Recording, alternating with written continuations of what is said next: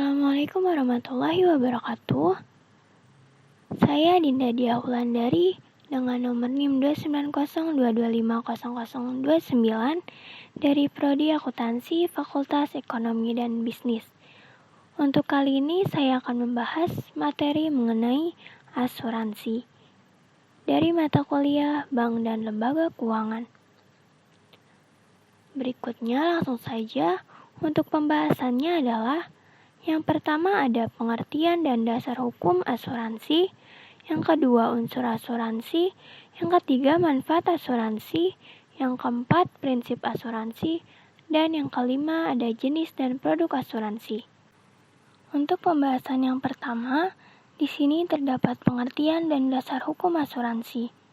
Untuk pengertiannya, menurut Kamus Besar Bahasa Indonesia atau KBBI, asuransi ini merupakan pertanggungan di antara dua pihak, yang mana satu pihak memiliki kewajiban untuk membayar iuran, sedangkan pihak lain berkewajiban memberi jaminan secara penuh kepada pembayar iuran bila terjadi sesuatu yang menimpa atau terkait barang milik pembayar sesuai dengan perjanjian yang telah dibuat. Jadi, bisa dibilang asuransi ini adalah sebagai bentuk agreement atau perjanjian antara bank atau penyedia asuransi kepada nasabah. Selanjutnya, perusahaan asuransi ini akan mengganti kerugian nasabah yang berkaitan dengan hal yang diasuransikan. Nah, untuk memperoleh jaminan asuransi atau risiko yang mungkin terjadi, maka nasabah asuransi diwajibkan membayar sejumlah uang atau premi setiap bulan atau tahun dalam jangka waktu tertentu. Dan untuk dasar hukum yang berkaitan dengan asuransi ini ialah yang pertama ada Undang-Undang atau UU Nomor 40 Tahun 2014 tentang usaha peransuransian. Yang kedua ada KUHP Pasal 1320 dan Pasal 1774. Yang ketiga ada KUHP Bab 9 Pasal 246. Yang keempat ada Peraturan Pemerintah Nomor 73 Tahun 1992. Dan yang kelima ada Peraturan Pemerintah Nomor 63 Tahun 1999. Untuk pembahasan yang kedua, di sini terdapat unsur-unsur dari asuransi. Jadi, asuransi ini mempunyai unsur-unsur, yakni yang pertama adalah premi asuransi. Premi asuransi ini merupakan iuran biaya yang harus dibayarkan oleh nasabah selama jangka waktu yang sudah disepakati. Biasanya premi ini bisa dibayarkan secara bulanan, semesteran, hingga tahunan. Untuk unsur yang kedua, yaitu polis asuransi. Polis asuransi adalah dokumen sah yang mengatur tentang perjanjian asuransi, mulai dari nilai manfaat, besaran premi, risiko yang ditanggung, hingga pengecualian atau risiko yang tidak ditanggung oleh asuransi.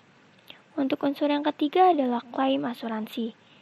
Klaim asuransi ini merupakan proses pengajuan resmi kepada pihak perusahaan asuransi ketika nasabah mengalami risiko yang ditanggung dalam polis asuransi. Berikutnya, untuk pembahasan yang ketiga adalah manfaat dari asuransi. Sebenarnya, asuransi ini memiliki banyak manfaat, dan pada materi kali ini saya rangkum beberapa manfaat dari asuransi tersebut.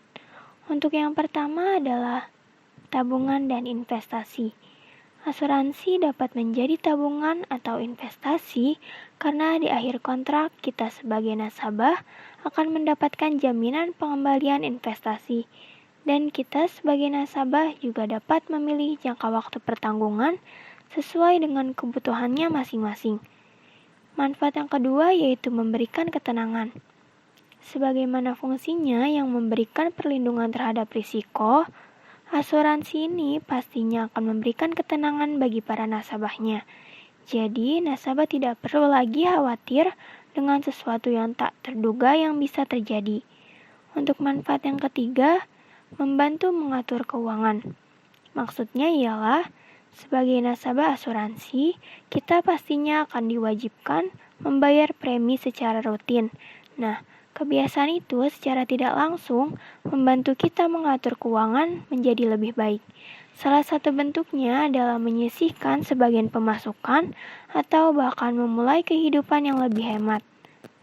Untuk manfaat yang keempat yaitu meminimalisir kerugian.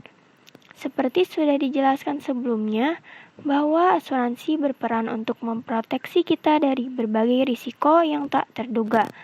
Artinya, asuransi akan meminimalisir kerugian yang kita alami dari risiko tersebut. Umumnya, perusahaan asuransi akan mengganti kerugian yang kamu alami. Coba kita bayangkan, jika kita tidak memiliki asuransi, tentu kita akan mengalami kerugian yang sangat besar. Namun, harus kita ketahui juga, meski bersifat melindungi, tapi penanganan kerugiannya juga akan bergantung pada jenis asuransi yang akan kita pilih. Selanjutnya, untuk pembahasan yang keempat, yaitu prinsip asuransi. Asuransi ini mempunyai beberapa prinsip, yaitu yang pertama adalah insurable interest, atau kepentingan untuk mengasuransikan. Prinsip ini adalah prinsip asuransi yang memberikan hak kepada tertanggung yang diakui secara hukum untuk mengasuransikan jiwa maupun aset karena adanya hubungan keuangan antara tertanggung dengan jiwa maupun aset yang akan diasuransikan. Untuk prinsip yang kedua yaitu utmost good faith, niat atau itikat baik. Prinsip ini dalam proses membeli produk asuransi, baik tertanggung atau nasabah maupun penanggung perusahaan asuransi harus menyampaikan informasi tersebut dengan terbuka, rinci, dan jujur.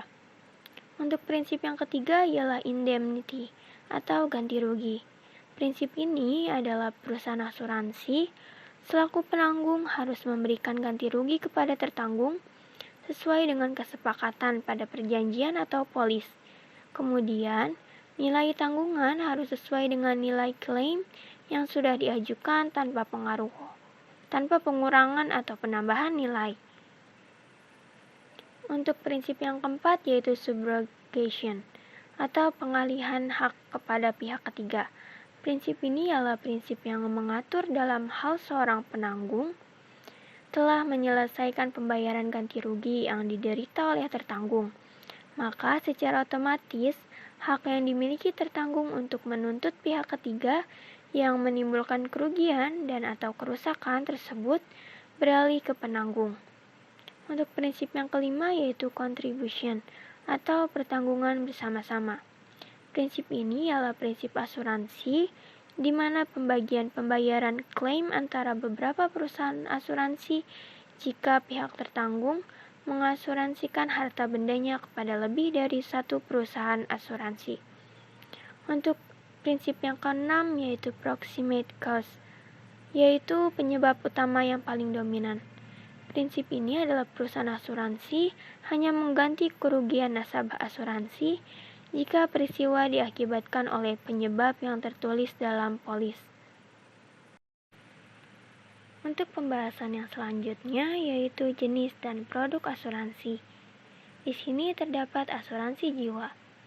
Asuransi ini adalah asuransi dengan objek pertanggungannya berupa orang, dan yang dipertanggungkan adalah kehidupan seseorang. Selain jiwa, jaminan dapat diperluas dengan kesehatan serta kecelakaan. Jadi, asuransi ini memberikan jaminan perlindungan dalam bentuk pengalihan risiko keuangan atas meninggal atau hidupnya seseorang yang dipertanggungkan. Asuransi jiwa ini bertujuan menanggung kerugian finansial tak terduga dikarenakan meninggalnya seseorang terlalu cepat atau hidupnya yang terlalu lama. Contoh produk asuransinya seperti term life insurance atau asuransi jiwa berjangka. Yang kedua ada whole life insurance atau asuransi jiwa seumur hidup. Yang ketiga ada endowment insurance atau asuransi jiwa dwiguna. Yang keempat ada asuransi unit link. Dan yang kelima yaitu asuransi pendidikan. Untuk yang selanjutnya adalah asuransi umum. Asuransi ini memberikan jaminan terhadap kerugian yang terjadi pada harta benda, baik harta benda yang bergerak maupun yang tidak bergerak, serta memberikan jaminan tanggung jawab hukum kepada pihak ketiga yang mengalami kerugian. Sebagaimana halnya asuransi jiwa, asuransi umum ini juga memiliki produk yang memberikan perlindungan atas kesehatan dan kecelakaan diri. Untuk contoh produknya seperti asuransi pengangkutan atau Marine Cargo Insurance, yang kedua yaitu asuransi kebakaran atau Fire Insurance, yang ketiga adalah asuransi kendaraan bermotor atau Motor Car Insurance, yang keempat adalah asuransi kecelakaan diri atau Personal Accident Insurance, yang kelima ialah asuransi perjalanan, dan yang keenam yaitu asuransi kesehatan atau Health Insurance.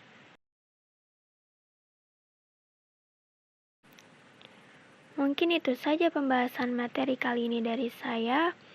Apabila ada kata atau kalimat yang kurang dimengerti, mohon dimaafkan.